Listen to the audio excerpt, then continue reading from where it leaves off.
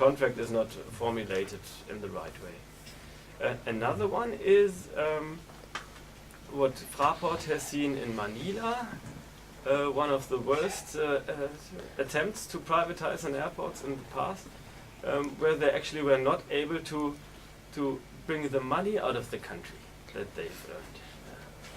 And where they constructed a new terminal, and then the major user, the Philippine Airlines, refused to use it. Yeah. They just stayed in the old terminal. And Fraport didn't really have a legal opportunity to move the major user into their facility. And the government, which has again in the meantime changed, said, "Oh, it's not my job. You know, you did that with the old guys, so just stick to the contract." And yeah, so investment, safety, and security in that context is a huge issue.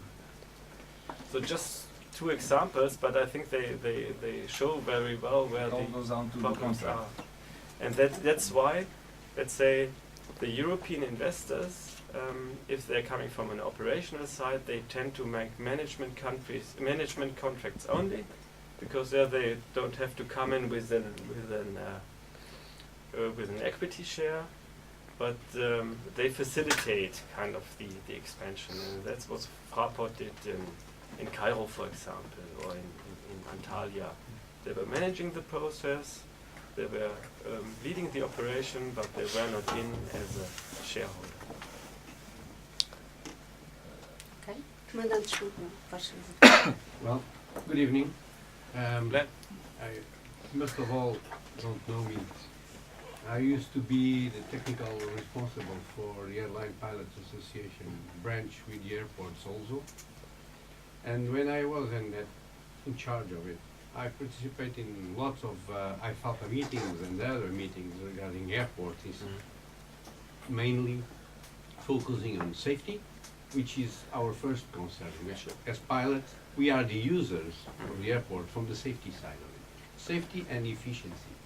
So for me, and as a pilot, I'm concerned of listening too much on revenues and too few on investments on that side.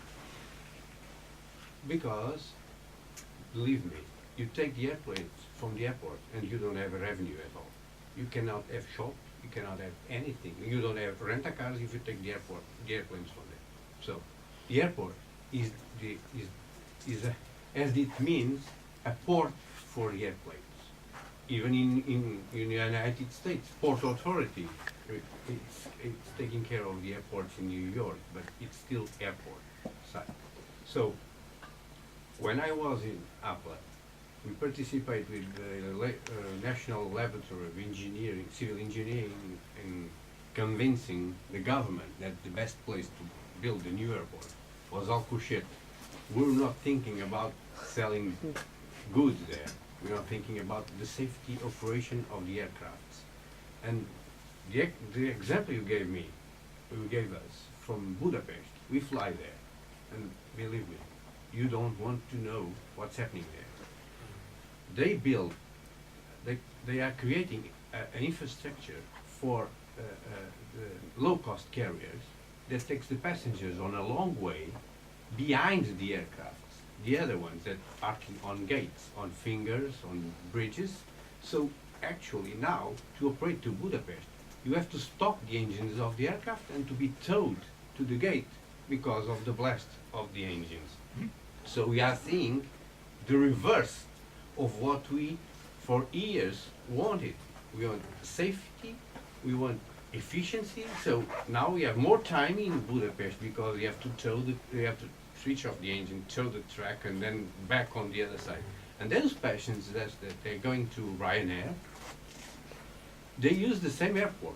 They spend the same time on the shops. They spend the same money. Then they have to cross 10 degrees below zero outside to go to the airplanes.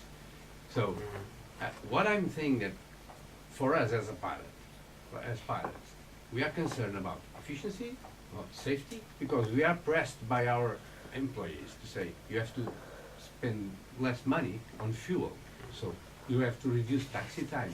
So the airport has to be concealed and conceived on a way that is an advantage, but it's still to have airplanes. That should be the most important business.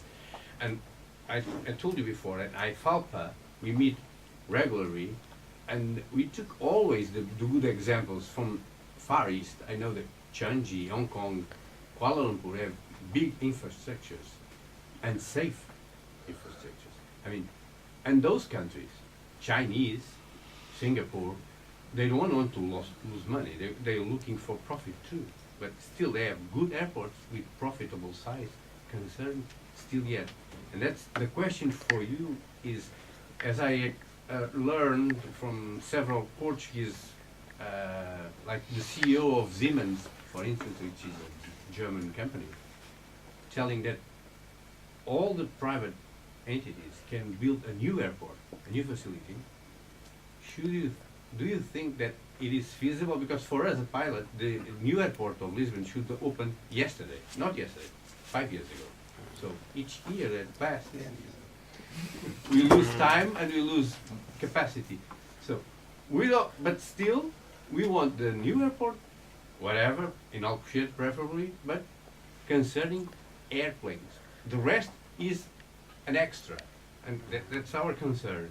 Do you think that it is feasible with this change on, or with this privatization of the airport authority and the way that Europe is controlling everything?